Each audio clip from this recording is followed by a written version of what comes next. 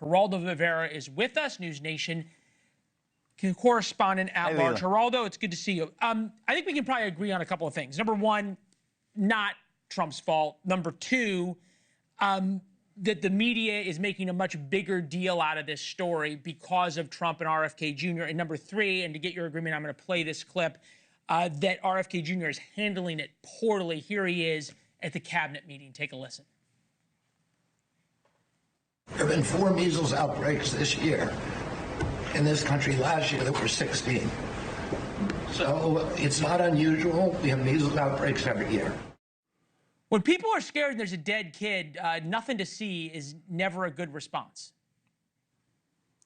I think that it was a terrible response, Leland. I think that it was so lacking in energy and focus that it was pathetic. It was very embarrassing. He knows that he became Secretary of HHS only after an enormous controversy that he was anti-vax, and how much skepticism there was from the medical establishment about him because of that, because of his own statements in the past. He says that he has now converted, and now that he is for not all vaccines, but for the good ones, the good ones. But to the total lack of energy, this is a charismatic person from a fabled family of public servants.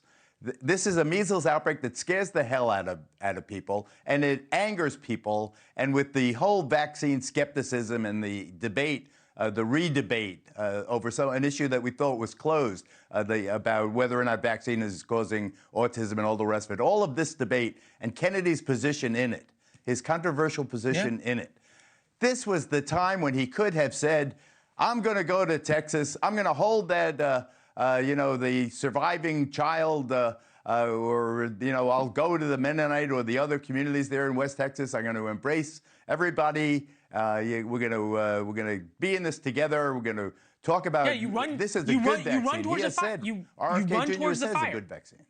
You run towards the fire. When Absolutely. you're in charge, that's what you have to do. Minimizing it doesn't make a difference. It actually is more harmful than anything. You'd think that Trump would have learned that from COVID.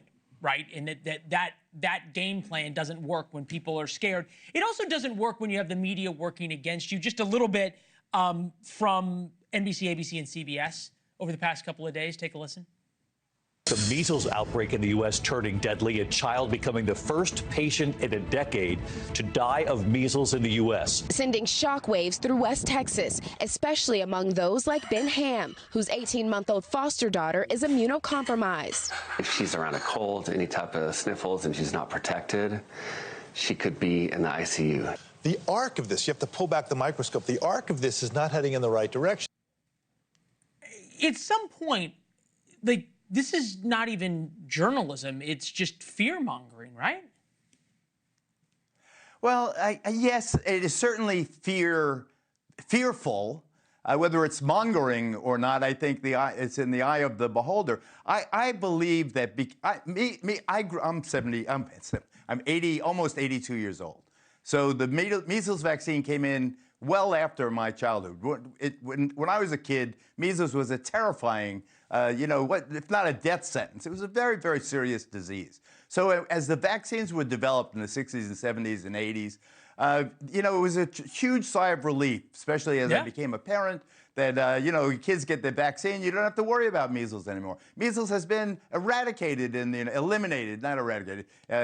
the United States. It's gone. It's like a boogeyman from the past. You don't have to worry about it. And guess what? Here comes measles, and here's the skeptic who's the cabinet designate, now the secretary of HHS. But look, Geraldo, it's cool. There was an outbreak last year, and I don't remember this sort of breathless coverage with immunocompromised kids that all of a sudden it makes every parent across the country scared.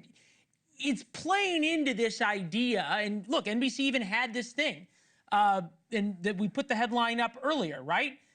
Measles outbreak could prove politically perilous. Yes, because rather than saying this is the Mennonite community that hasn't vaccinated their kids ever, it's going to try to be made about Bobby Kennedy Jr. But the thing is, Bobby Kennedy Jr. had the solution. Yeah, I agree with you. But Bobby Kennedy had the power to undo that possibility that the Trump administration would be blamed. How? By by going to the fire, by going to the scene, by showing 100%. empathy. Thanks for watching. Go to joinnn.com to find NewsNation on your television provider. And don't forget to click the red subscribe button below to get more of NewsNation's fact-driven, unbiased coverage.